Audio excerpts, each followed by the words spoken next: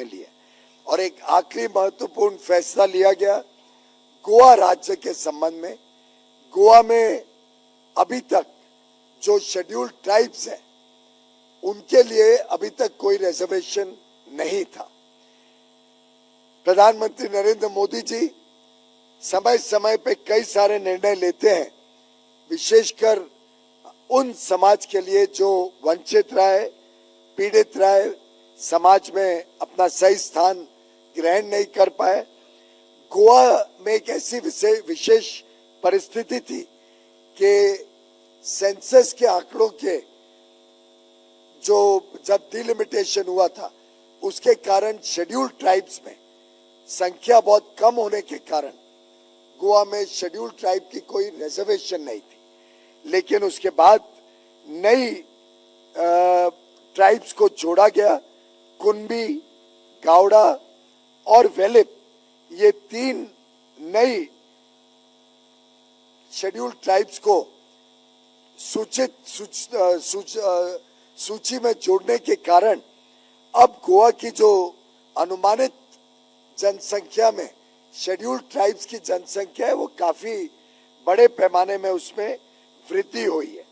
ऐसा अनुमानित है कि अभी शेड्यूल्ड ट्राइब्स की पॉपुलेशन लगभग 1.5 लाख गोवा में हो गई है, परंतु उनकी कोई भी सीट रिजर्व्ड नहीं है।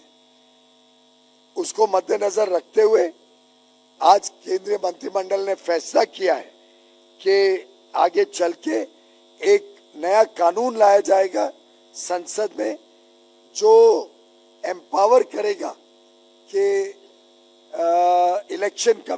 सेंसस कमिश्नर जनसंख्या का जब आधार बनाए उसमें शेड्यूल्ड ट्राइब्स गोवा में कितनी हैं उसका भी सेंसस कमिश्नर नोटिफाई करे, क्या पॉपुलेशन शेड्यूल्ड ट्राइब्स की है, और उसके आधार पर इलेक्शन कमीशन को एम्पावर किया जाएगा कि वो delimitation of parliamentary and assembly constituencies order 2008 में संशोधन करके गोवा में लेजिस्लेटिव असेंबली में शेड्यूल्ड ट्राइब्स को भी रिजर्वेशन का लाभ देने का काम करे।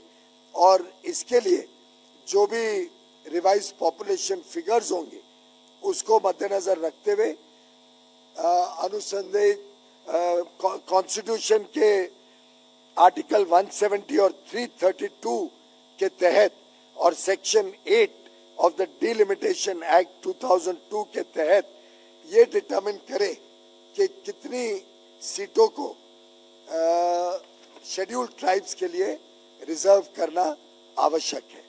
तो ये मुझे लगता है कि गोवा की कई वर्षों की डिमांड थी। माननीय मुख्यमंत्री प्रमोद सावंत जी ने भी इस विषय में सरकार को लगातार पत्र व्यवहार किया है।